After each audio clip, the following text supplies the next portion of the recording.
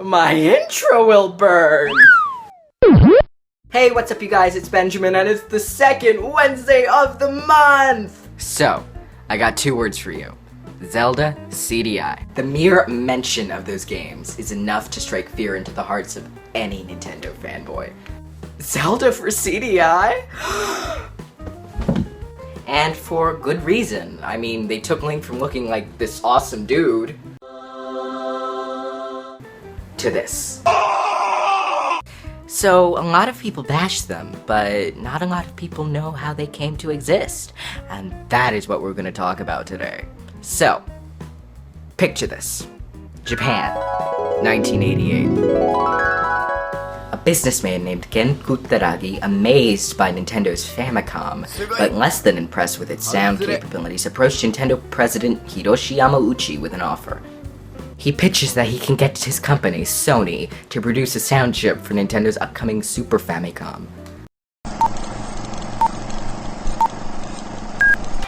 It's your sound chip, crap! Of course it is! I know it because it caused me tinnitus in both ears, and you know it because you had to put a whole new FM chip in your disk system. Ken Kutaragi from Sony here with the SSMP sound chip. Put it in your next system to avoid a class action lawsuit because it's so much better than whatever the heck is in your Famicom. It's only one easy payment of 100 million yen for a limited time, so act now! Yamauchi accepts the offer, and after the successful completion of the chip, Kutaragi offers something new. Rival company NEC had just released a CD add-on for their PC Engine system. Kutaragi pitches that he and Sony can make a similar add-on for Nintendo.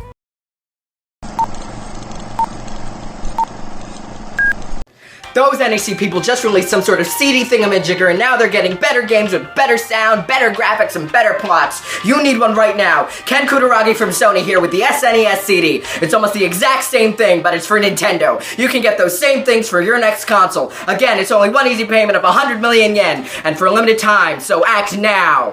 But wait, there's more! We'll throw in a standalone system that composes of a Super Famicom and the SNES-CD add-on called the PlayStation at absolutely no charge. So what are you waiting for? Sega to make one? Just as before they agree, and work begins on the add-on and the Sony-marketed PlayStation console. Sony unveils the system at the 1991 Consumer Electronics Show, but unbeknownst to them, the next day, they'd be stabbed in the back.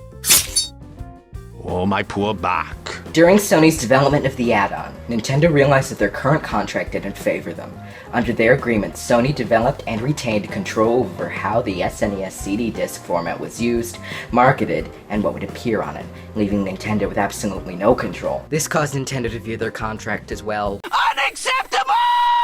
Thus, North American and Japanese executives from Nintendo traveled to Europe to meet with executives of the Philips company to negotiate a more acceptable contract. Just a day after Sony's announcement of the PlayStation, Nintendo and Philips announced their partnership over a new concept for an SNES CD-ROM add-on to the shock of the audience and Sony. Sony probably reacted to this news like the jilted boyfriend in a Spanish soap opera. En este episodio de Tecnología de las Estrellas.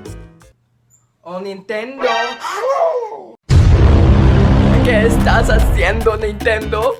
Con ese payaso, estamos terminados!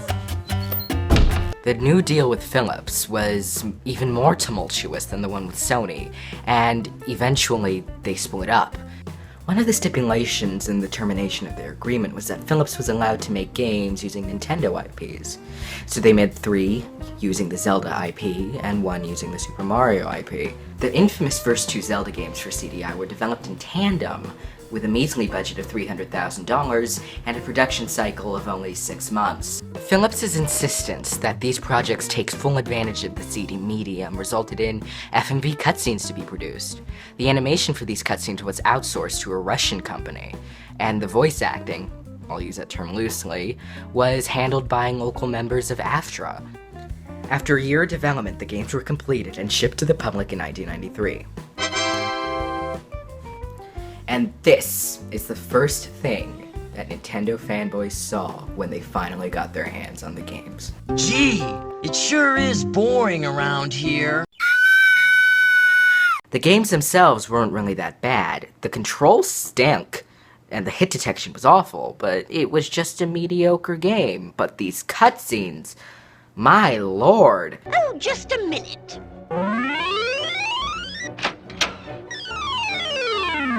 Isn't it lovely? Bring some fairy dust and I'll make it a magic cloak. Oh my goodness, this is awful! It's awful! Mayor Cavendish has been chained in the tower! Oh, my cakes! You dare bring light to my lair? You must die! You've killed me! Good.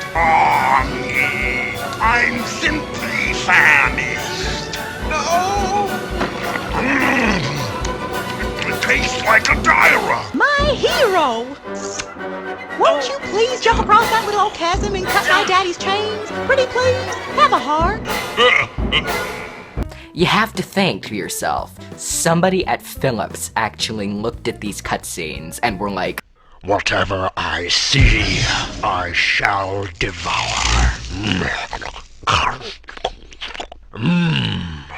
You're so perfect. Aren't you perfect? Aren't you just perfect? it still boggles my mind how anybody at Philips could have approved these. These are some of the worst pieces of animation I've ever seen in my life. But I digress. They're great comedy fodder, and I don't think the internet would have been the same without them. And that's really all there is left to say. Philips discontinued their CDI not long after the release of the games. Sony marketed their PlayStation to huge success in 1994. And Nintendo's probably still kicking themselves in the butt for creating such a formidable opponent in the industry. And that wraps up this month's episode of Benjamin Talks. Friday is going to be a continuation of the Let's Play series, and I hope to see you guys there. And until then, this is Benjamin, signing off. Wait. What's that in the distance? Your Majesty, Ganon and his minions have seized the island of Corridai. And what does that have to do with me? It is written, only you can defeat Ganon. Great! I'll grab my stuff!